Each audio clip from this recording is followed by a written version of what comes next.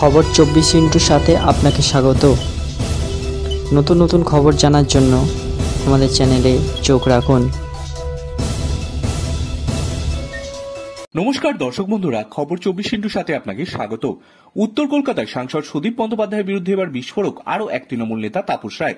সম্প্রতি তাপসের বাড়িতে ইডি হানা দিয়েছিল। বিধায়কের দাবি, তার বাড়িতে ইডির হানার নেপথ্যে সুদীপ বন্দ্যোপাধ্যায়ের হাত ছিল। তার বাড়ির ইডি টিম হানা দেওয়ায় নাকি উল্লাস করছিলেন সুদীপ। এমনই বিস্ফোরক অভিযোগ তুললেন তাপস রায়। শুক্রবার সন্ধ্যাতেই সুদীপ বন্দ্যোপাধ্যায়কে কড়া ভাষায় আক্রমণ শানিয়েছেন কুণাল ঘোষ। সুদীপকে মোদিভক্ত বলে কটাক্ষ করেছেন। আর এবার তৃণমূল সাংসদের বিরুদ্ধে আরও বিস্ফোরক অভিযোগ তুললেন উত্তর কলকাতার অপর দুধের তৃণমূল নেতা তথা বরানগরের বিধায়ক তাপস রায়। সরাসরি বললেন, আমার বাড়িতে ইডি আসার পিছনে হাত রয়েছে সুদীপের।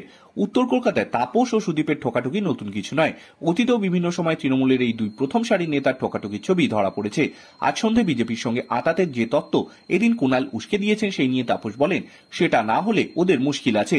রোজভ্যালিতে কি সব কেস টেস আছে না, সেই সব নিয়ে ওদের জামিন কেটে যাওয়ার সম্ভাবনা রয়েছে। সেটাও তো চাঁদের হাট সাজিয়ে মাঝে মধ্যে গর্ব করে বলে।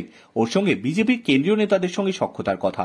তাপস রায় বর্তমানে বরানগরের বিধায়ক হলেও উত্তর কলকাতার রাজনীতির আঙিনায় তিনি অতি পরিচিত। আজ কুণাল সুদীপের বিরুদ্ধে মুখ খুলতেই ফের উত্তর কলকাতায় দলীয় সাংসদের বিরুদ্ধে তাপস সরব। সুদীপের ভয়ঙ্কর অভিযোগ তুলে তৃণমূলের বিধায়ক বললেন, আমার বাড়িতে ইডি ঢোকাতে উল্লাস করেছিলেন সুদীপ বন্দ্যোপাধ্যায়। আমাকে দলের সকলেই বলেছেন, সর্বস্তরের নেতা, সাংসদ, বিধায়করা বলেছিলেন এটা ওরই কাজ। আমার বাড়িতে 12 তারিখ ইডি ঢোকে। তার আগে 2, 4, 7 এই 3 দিন ওর বাড়িতে আলোচনা করেছিল। সে কথাও আমাকে এসে অনেকেই বলে গিয়েছে। এই বিষয়ে উত্তর কলকাতায় তৃণমূল সাংসদ সুদীপ বন্দ্যোপাধ্যায়ের কোনো প্রতিক্রিয়া পাওয়া যায়নি।